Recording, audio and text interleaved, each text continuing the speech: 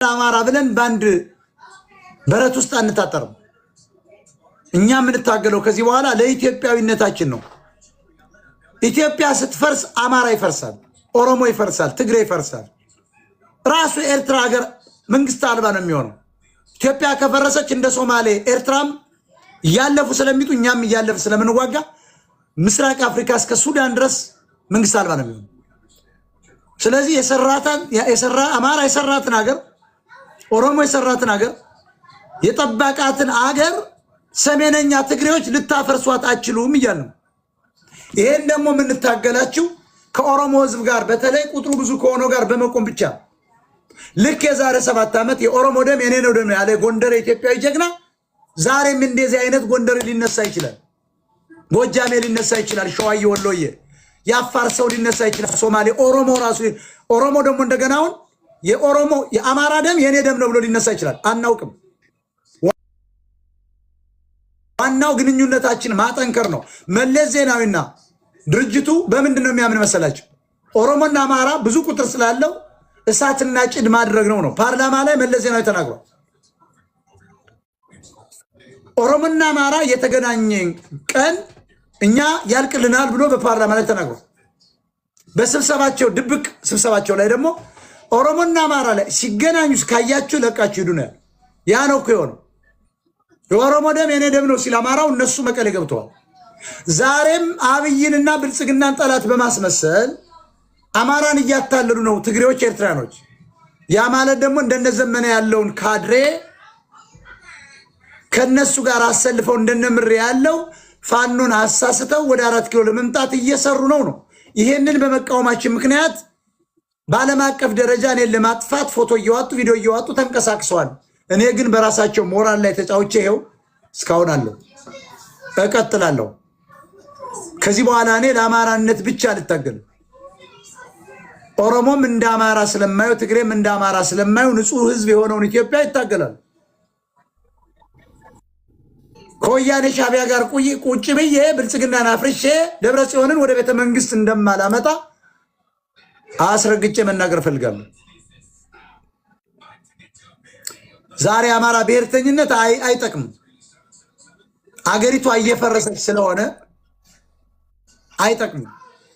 የሚጠቅመው በኢትዮጵያዊነት መቆም፣ አማራና ኦሮሞ በብዛት መጋባት እንደውም ያስፈልጋል። ያቺ ሀገር የምትቆየው ኦሮሞና አማራ ሲጋባ ልክ እንደ አሲሚሌት ነው፣ እንደ አሜሪካ ሲቀላቀል ብቻ።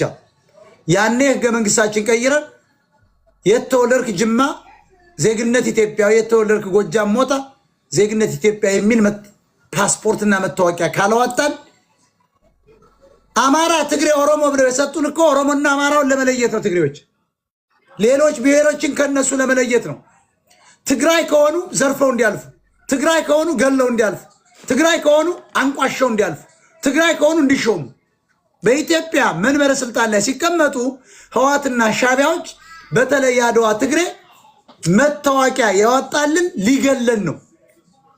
ኢትዮጵያዊ ከተባልንማ ኦሮሞው ከአማራው አትለየው። መልካችን አንድ ነው፣ ፀጉራችን፣ አይናችን አንድ ነው።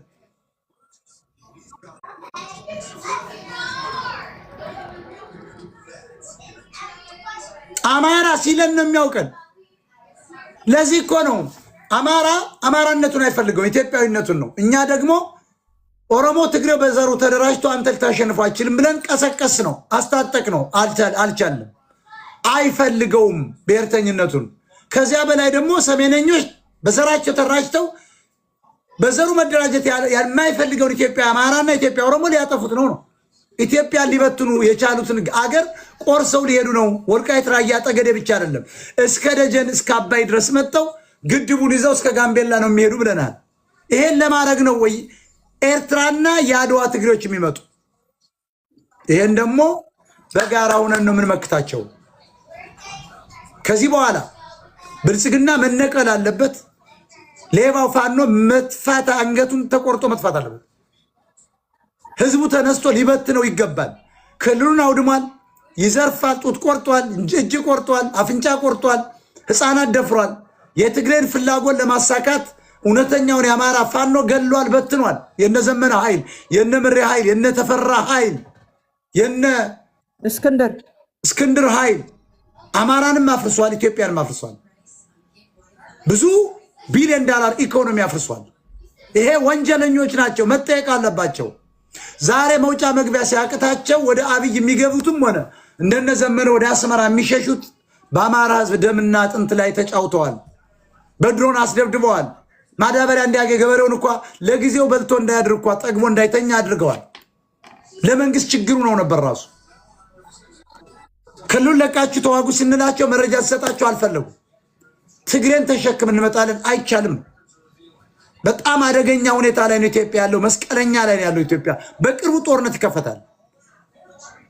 ጦርነቱ ከተከፈተ እነ ዘመነ ካሴ ይዘውት የሚመጣውን ኃይል ገበሬው በምንሽርም በስናይፐርም እውነተኛው ፋኖ ሊያግዳቸው ይገባል። አንገታቸውን ቆርጦ ከነ ዘራቸው 7 ዘር ነው መጥፋት ያለባቸው። ህዋትና ሻቢያን ይዘው የሚመጡ አብረን እንሰራለን ያሉ ከዛሬ ቀን ጀምሮ እስከ 7 ቤታቸው መገደል አለባቸው ነው የምልህ። ገበሬው ተነሳና ብላቸው። ልጅ የለም ለምን የ6 ወር ህፃን አይሆን? አጥፋው። ወያኔና ሻቢያን ይዞ የሚመጣ ፋኖ እሱ ብቻ አይደለም የሚደመሰሰው፣ እስከ 7 ቤቱ ተደምስሶ በአማራ ህዝብ ታሪክ ውስጥ ባንዳ እንዳይፈጠር መደረግ አለበት። ይሄ ነው እኔ አቋም። እኔ በአማራነት ተደበቁ፣ የሆነ ሰው በትግሬነት ተደበቀ፣ የሆነ ሰው ኦሮሞ ተደብቀን እንደ ኢትዮጵያን ማስቀጠል ይቻላል? ለመሆኑ እኛ እኮ አማራ ያልነው ታጥቆ እንዲመክትና ከቻለ ሌሎችን ብሔሮች እንዲያድን ነበር። እንኳን ሊያድን ይቅዘናን ፋኖ በ4 ሰዓት ገባለው አባቴ ቤተ መንግስት እያለ የአማራን ጀግና ህዝብ አዋረደው። ጭራሽ በርሚል ቀለም ቀብቶ ዘራይ 13 የሚል ሚሳኤል ሰራው ብሎ መጣ ዘመነ ካሴ። የዘመነ ካሴ ሰፈር ጎጃም ውስጥ የሚሰራው የጤፍ ጎታ የበቆሎ ጎታ እንጂ ሚሳኤል ሊሰራ አይችልም። እንዴት አድርጎ ህዝቡን ቢንቁት ነው? አይቻልም። ደንበጫ የሚመረተው አረቄና ጎታ ነው፣ ጠላ ነው። የምን አባት ዘራኢ 13 ነው። ዘሪውን የምትሉ ተሳስታችሁ ነው። ትግሬዎች ነው ስም ያወጡለት፣ ዘራኢ ነው። ዘራኢ 13 አሁን ፋኖ አለ የሚሏችሁ ውሸታቸውን ነው። ዲያስፖራ ሆኖ ፋኖ አለ ካለ አብይን ለማጥፋት ከሻቢያ ጋር ወያኔ ጋር እንሰራለን የሚሉ እነሱ ራሳቸው በዘራቸው ትግሬ ናቸው። ወሎ የተወለዱ፣ ጎንደር የተወለዱ፣ ጎጃም የተወለዱ፣ አዲስ አበባ የተወለዱ፣ ሐረር የተወለዱ ናቸው። እመኑኝ። ከሌላው የተለየ አማራ አልል፣ ከዚህ በኋላ አልልም። የነገርኩህ ይበቃል።